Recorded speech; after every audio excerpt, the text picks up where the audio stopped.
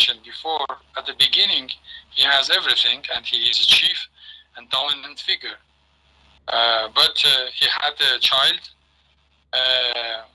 second, the law on his side, intellectual self-respect, many self-confidence, manly self-confidence. Number 5, rationality. Number 6, he had no doubts. He was always sure. Number 7, motherly warmth by nursing. And number 8, all the values. Bertha is an excuse for the beginning of the play and bringing out the psychological conflicts of the play.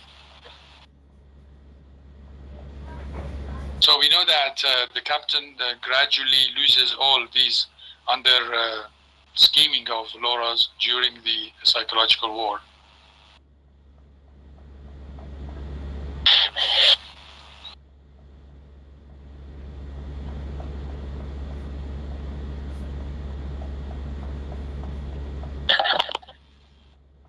Bertha, Laura and Laura and the captain are victims of the changes of the turn of the century. Laura wants the change, but do it viciously, and captain doesn't want it. He doesn't want to lose his dominance, and stubborn. Both are victims for neither could make a proper differentiation of what a man or a woman is. Strindberg himself seems a misogynist, someone who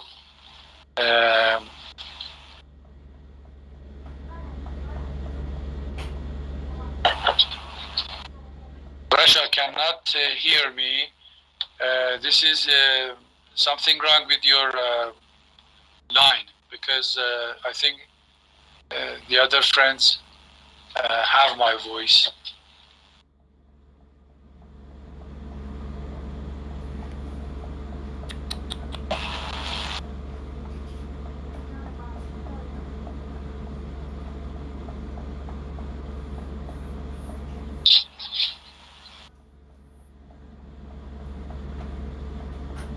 Yes, Allah. This list that you have, that we have in the group, is the primary list.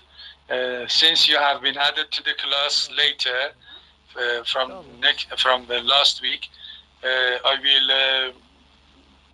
will tell you which part you have to present. Okay. Let me see. Chekhov, Pirandello, Brecht, UNESCO, Beckett, Miller, Winter, someone who is against women. In this period of his work, and he seems to be against the female dominance and generally dislikes the changes which promote their positions. This might be because his own view is one of love and hate. Strindberg had two conflicting attitudes toward women. First, the Madonna image, as I have mentioned before, but he was attracted to the second kind, the devilish ones. This caused him psychological dilemmas, as we have mentioned. If you want to make a comparison between Ibsen and Strindberg, we can categorize it in 5 different aspects. 1, Ibsen concentrated on social problems, with Strindberg on psychological. Second, Ibsen presented plays with a view on melodrama and tragedy, with a stress on plot, but Strindberg didn't use melodrama. Number 3, Ibsen is more engaged with the objective reality but Strindberg is also interested in the subjective attitude of the individuals. For Strindberg's play is not based on plot and appears to present a slice of life in a manner of the naturalism.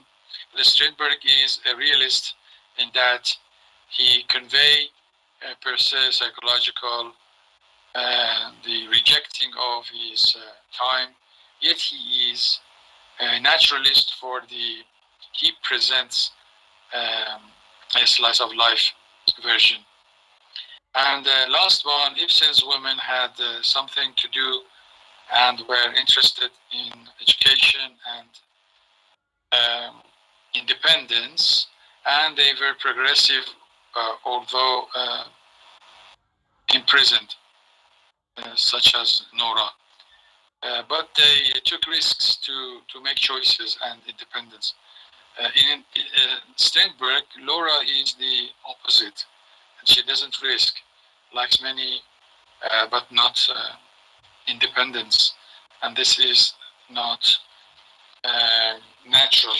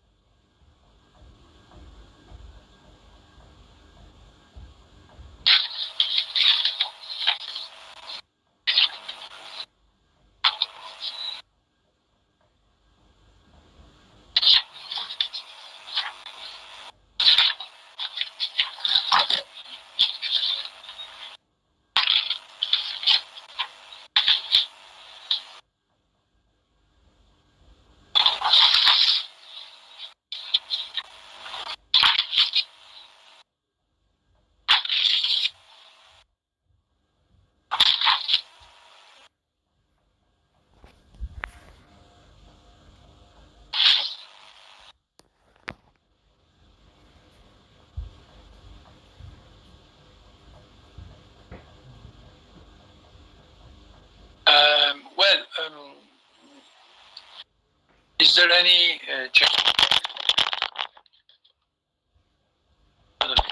is there any changes in the situation of the presenters for today? I think we had Ibtisam and Samra. Can you try again and see if you can have your microphones activated?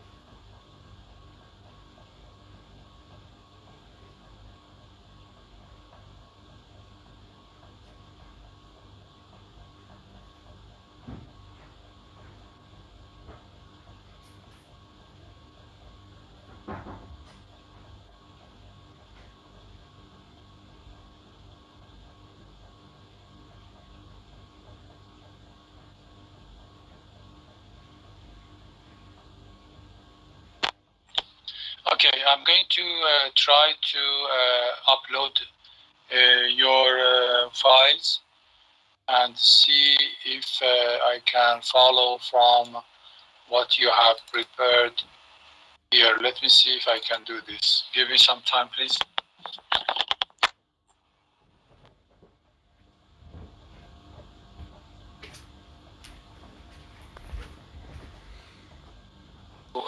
No, Bertha.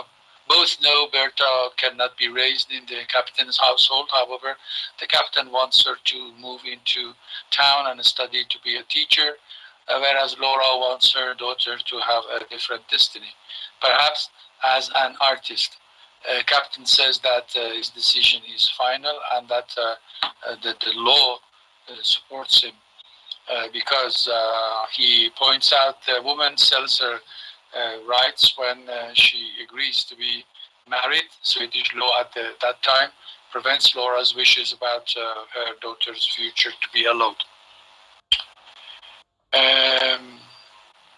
The argument grows and becomes fierce, so she frames the captain to be mentally insane in order to win the decision over her daughter's future.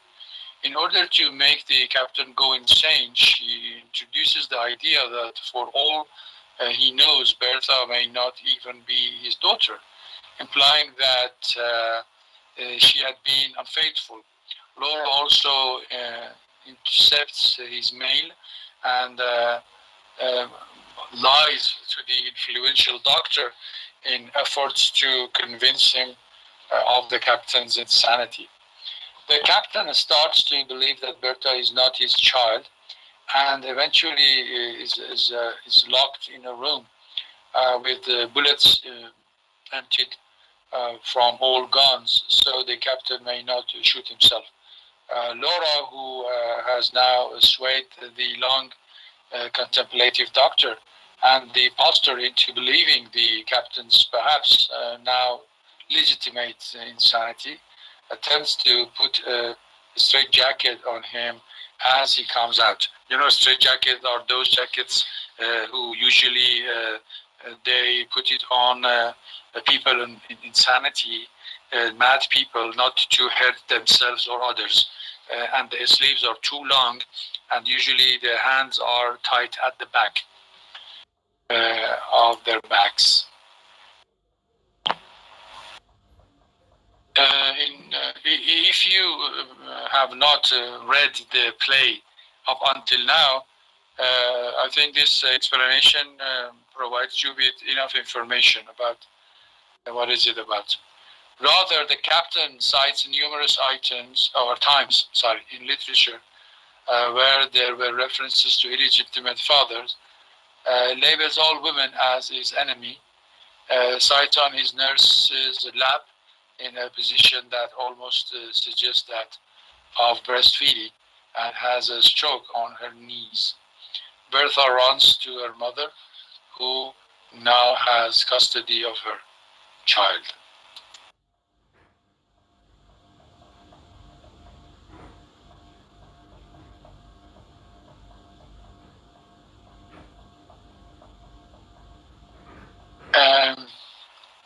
Augustus Strindberg, born in January 22nd, 1849, died in May 14th, 1912, was a Swedish playwright, novelist, poet, essayist, and painter. A prolific writer. Prolific means someone who works a lot and produces lots of things. Who often drew directly on his personal experience. Strindberg wrote more than 60 plays and more than 30 works of fiction, autobiographies, histories, cultural analysis, and politics during his 4-decade career. A bold experimenter and iconoclastic throughout, he explored a wide range of dramatic methods and purposes, from naturalistic tragedy and history plays to his anticipations of the expressionist and surrealist dramatic techniques. From his earliest work, Strindberg developed forms of dramatic action, language, and visual composition so innovative that many were to become technically possible to stage only with the advent of film. He is considered the father of the modern Swedish literature, and his book, The Red Room, has frequently been described as the first modern Swedish novel. I think we had some references to all of these.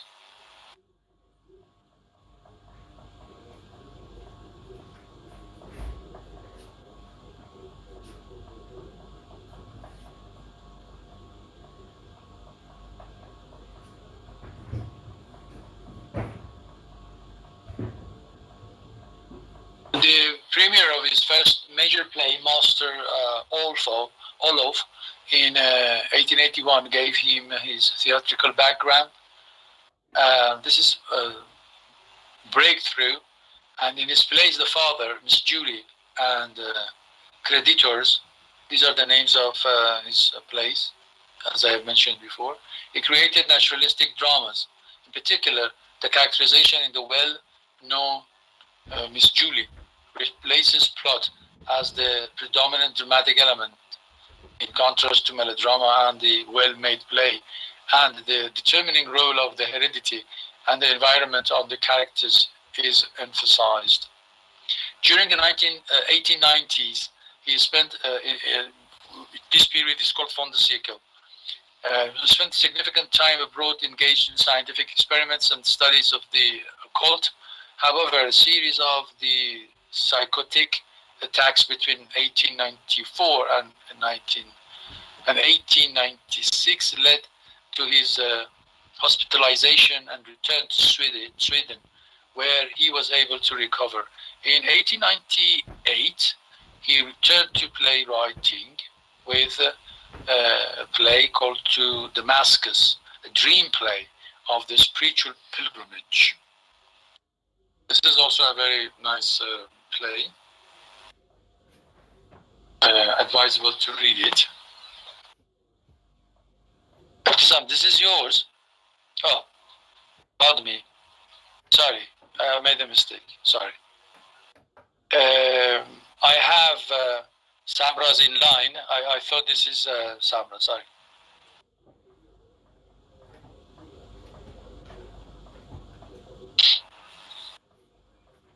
Strindberg wrote The Father in 2.5 weeks in 1887, a year before Miss Julie. Both plays caused storms of protest from publishers, theaters, and public. Strindberg has been variously described as the first realist in modern drama and the founder of the expressionist theater, and he was both at different stages of his turbulent life. We know that when we say it has affected O'Neill, for example, in America, because he was also an expressionist naturalist. The play of Dream, published in 1902, with its radical attempts to dramatize the working of the subconscious by abolishing the theatrical dramatic time, space, and dividing, merging, and multiplying its characters. An important introduction to both expressionism and surrealism. He also returned to writing historical drama, the genre with which he began his playwriting career, and helped run the Intimate Theater from 1907, a small theater which gave his room plays such as The Ghost Sonata.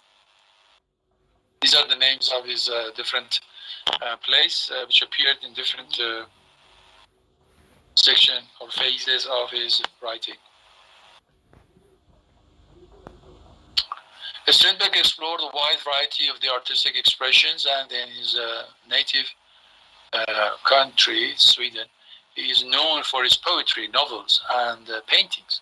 Later in life, he concentrated on chemical experiments and became obsessively determined to win recognition as a scientist. Remember, I have mentioned that he was interested in alchemists, but his experiments with alchemy pushed him to a severe mental crisis, verging on insanity. they become a mad person. The Father is perhaps Strindberg's most bitter and autobiographical play. It details his own marriage breakdown and imagined jealousies about his wife, in which they divorced in 1892. Remember, again, it was mentioned that after 8 years, they had divorced. From he was married to an actress.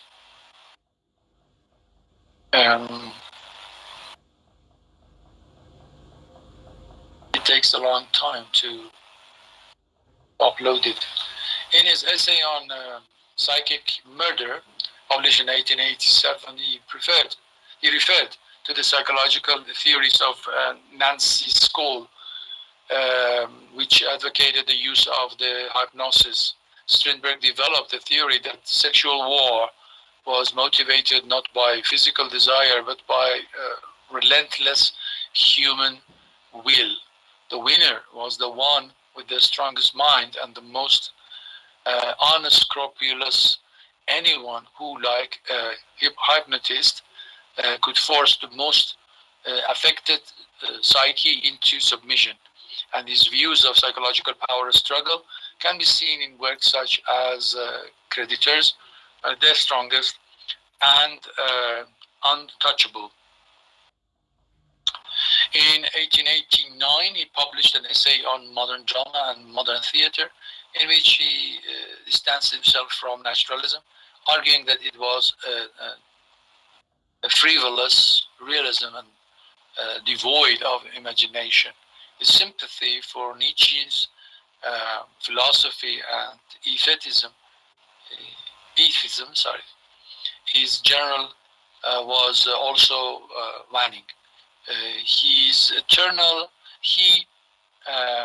entered the period of the hell crisis, during which he was suffering from psychological and religious disorders that influenced his later works.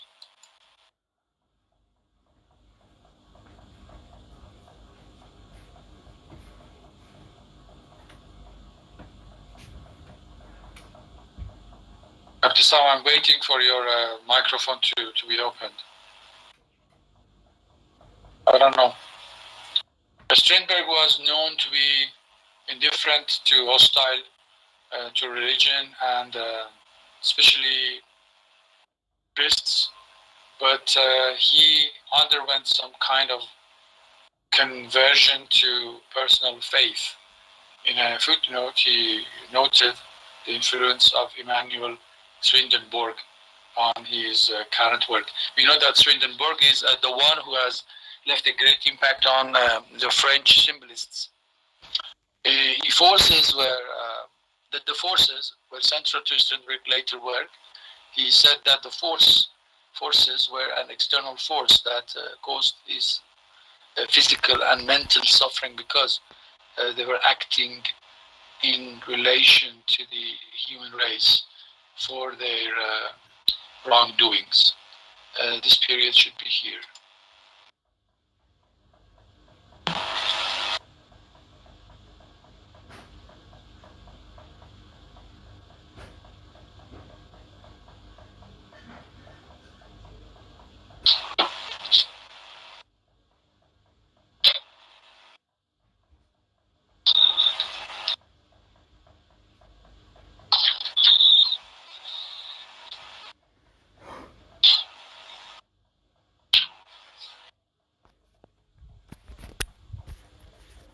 Others, and that his ordeal was the compensation for sinful deeds earlier in his life. Remember, we always said that he felt kind of sinful. Strindberg later ended his association with naturalism and began using works enlightened by allegory. He is considered one of the pioneers of the modern European stage in Expressionism. The Dance of Death, the Play of Dreams, and the Ghost Sonata are famous plays from this period. His most famous plays and productions of master Olaf, Miss Julie, and the father.